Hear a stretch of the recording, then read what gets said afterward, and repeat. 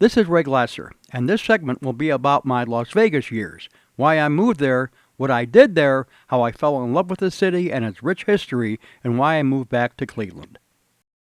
My years in Las Vegas actually began in April of 1994. At that time, I was working at Corky and Lenny's Deli in South Euclid, Ohio, in the Cedar Center shopping center. Business there had been slipping for some time as the neighborhood had changed. Plus, Lenny had retired, so Corky was essentially running the place by himself, and it was becoming too much for him. So in April of 1994, this Cleveland institution closed down and sold to Fuddruckers. They had been open from 1956 to 1994. Anyway, I had had a standing job offer by a Cleveland friend of mine who had moved to Las Vegas. He was managing a deli in the Forum Shops shopping mall inside Caesar's Palace. I saw him in January 1994 when my family and I went to Vegas for a short vacation. Anyway, I called my friend, told him that Corky's had closed, I needed a job. He flew me out there in May, and I began my wonderful 4.5 years in Las Vegas. I flew out there with a huge suitcase full of clothes and shipped 2 of my Betamaxes and my computer and my small TV out there so I could at least set up my video gear temporarily. I lived with my friend in a beautiful, spacious 2-bedroom apartment on Colville Lane in the Desert Club apartment complex. It was actually a prime time to move to Las Vegas. California had just had the Northridge earthquake of late 1993, and people were leaving California in droves and moving to Las Vegas. Las Vegas experienced a huge growth spurt at this time. The economy was booming, the housing market was exploding, thanks to the influx of Californians and other people from all over the country. I began working at the Stage Deli in the Forum Shops the day after I moved out there, and I liked it immediately. It was set up just like Corky and Lenny's, a deli counter when you walked in, and the dining room after the deli counter. The guys I worked with there were cool, mostly from New York, and they knew their stuff, but they also knew how to have fun. Mickey joined me about 2 weeks later, and we began our lives in Las Vegas. We lived with my friend for a few months, then began looking for a house.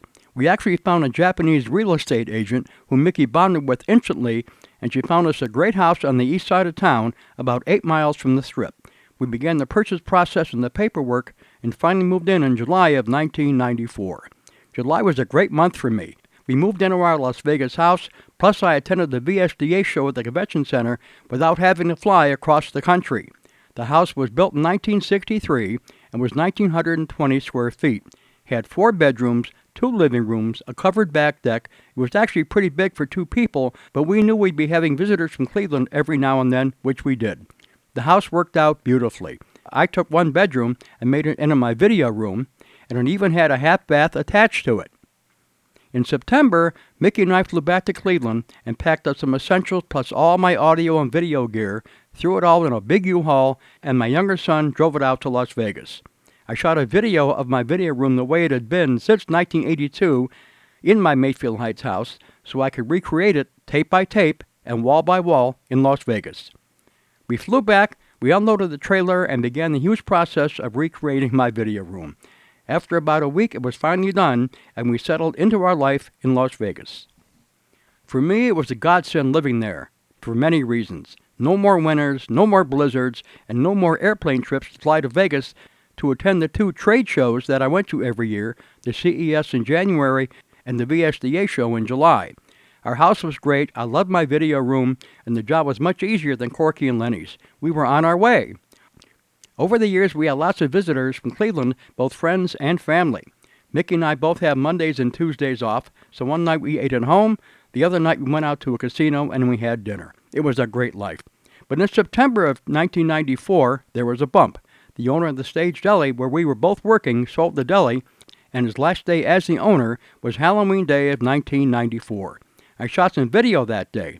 We both stayed there under the new ownership for a while, but I didn't really care for the new owners or the way they ran the place. So I got my second job in early 1995 at a casino way up on the northern end of the city, the Santa Fe, still around as Santa Fe Station. Even though the deli was in an atrium at the back of the casino, it was really cool working next to the casino. I loved the atmosphere. I remember when I took my lunch break in the Santa Fe's employee dining room, how cool it was to see the casino employees in so many different uniforms. Cocktail waitresses, doormen, poker dealers, and so forth. I loved it. The deli wasn't that busy, and the guy who ran it worked with me at the stage and the forum shops, and we were friends anyway. Anyway, this job lasted until the spring of 1995, when I changed jobs for the second time since I moved there.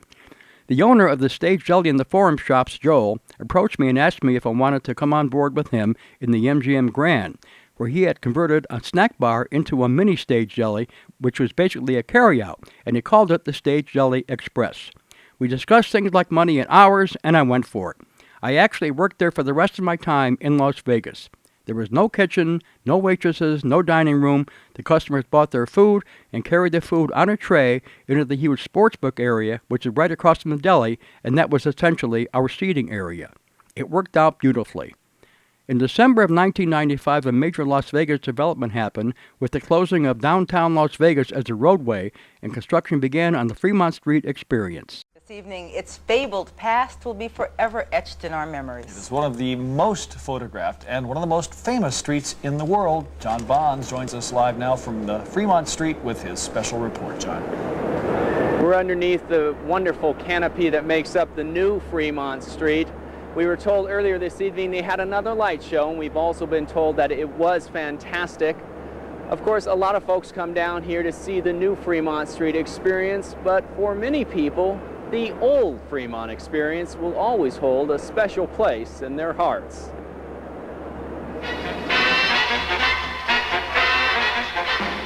It was just an awesome view.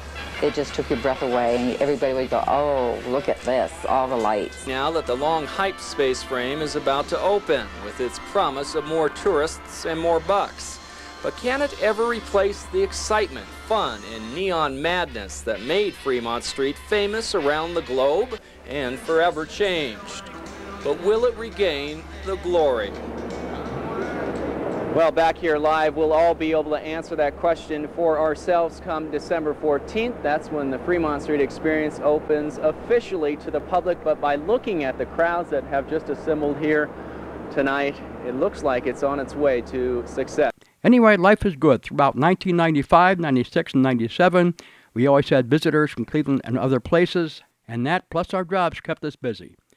Early in 1998, the Stage Deli and the forum shops where Mickey was still working was sold again, and she had a hard time with the new owners.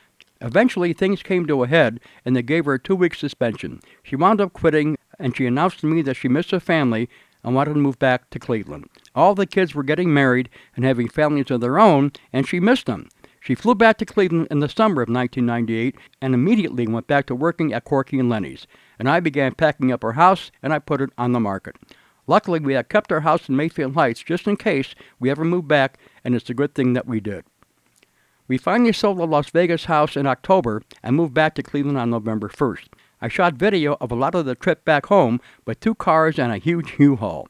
The move was traumatic for me because I love my Las Vegas life, and I didn't want to go back to the Cleveland winters, but I did. I was miserable for about 6 months after moving back. After all, we moved back right before winter, but I eventually got over it. So, the 4.5 wonderful years of my Las Vegas life were over. While I lived there, I really fell in love with the city, and especially its rich history. I began taping everything I could about Las Vegas's colorful past. I still have lots of documentaries on tape from A&E, the History Channel, and so forth about the early years of Las Vegas, and they're still being aired to this day. And since I don't gamble, working in a casino was a breeze for me. I love the upbeat atmosphere, and I got a kick out of hearing people go crazy when they won at slots. So, that's my life in Las Vegas from 1994 to late 1998. It was a great run. Yes, I still miss it, but not as much, obviously, as I used to since I've been back in Cleveland over 30 years now. So that's this edition of the Ray Glasser Story. Hope you enjoyed it. See you next time.